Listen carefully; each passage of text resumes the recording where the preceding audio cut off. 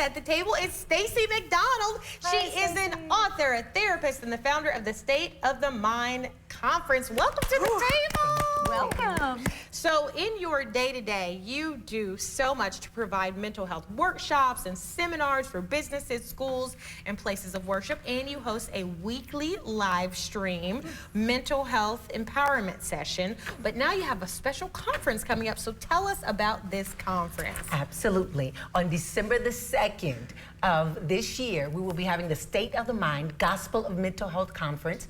It's going to be held at First Baptist Church, Bracktown, right on 3016 Bracktown Road. It's going to be from 9 a.m. to 3 p.m. We've got raffles, free raffles. We've got lunch. We've got expert speakers. It is going to be phenomenal. That's awesome. So much fun. So who is the conference for? Like, who should attend this? Yes, it is geared for males and females because mental health is not a female issue. Right. It is a humanity issue. Yes. So it is ages 16 and up, males and females. Anyone who has concerns about their own mental health or the mental health of others, or simply just to know how to cope, how to emotionally regulate with stresses in life. Anyone.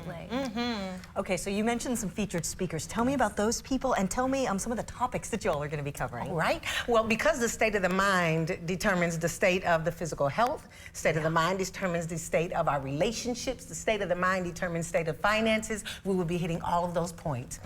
We have Daisy Brown, Pastor Daisy Brown, who is the owner and lead therapist at Champion Therapy Center. We have Dr. Clarissa Rowan Bell, who is a licensed psychologist and has her own business, Higher Horizons. We have Greg Horn, who is a radio host as well as a podcaster for Hope Is Here.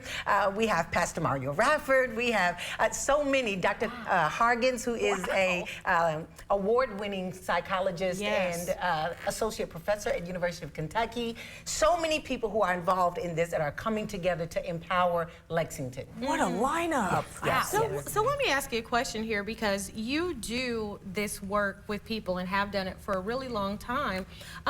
What are we carrying day to day that you see the most, that people say, gosh, I just need somebody to talk about this, talk to about this? Depression and anxiety are two of the top things that I've seen for years among males and females, that I think that they carry it, we carry it, and rather than acknowledge it, just kind of keep it under the rug so that we won't be made to feel as if we are to be ashamed or something is wrong with us. And so in carrying it, we just become extra heavy.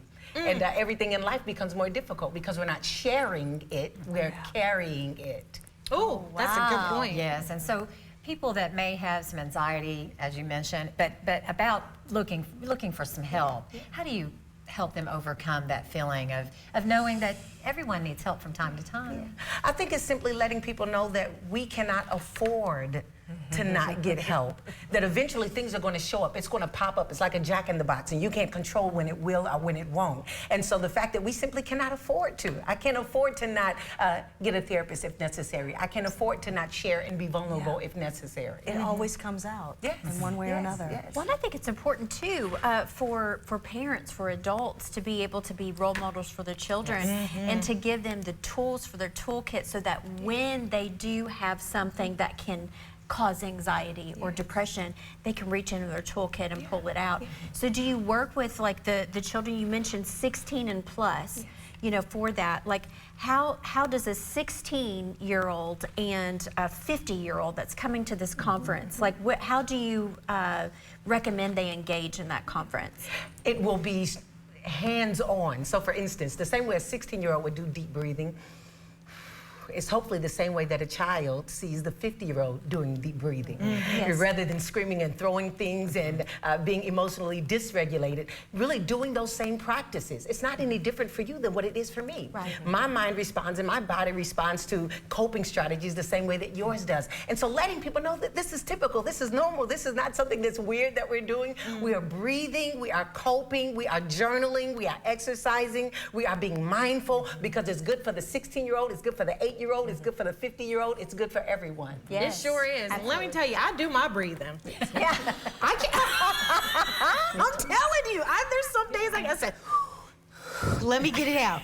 So for folks who may want to learn more about this conference, who may want to engage and learn more about all the things that you do, where can they go? Yes. So the last day to register for the conference is November the 19th of this month, all right? So do not delay. Go to the gospelofmentalhealth.org and register. Tickets are only $30. Again, 9 a.m. to 3 p.m. You get all that stuff for just $30. It's nonprofit. It's not anything that we're making money from. We just want to serve our community. That's wonderful. Okay, Stacey McDonald, thank you so much for being with us. Let's go out to the commercial break with a deep breath, everybody. Let's do one. Absolutely. All right, coming up after the break.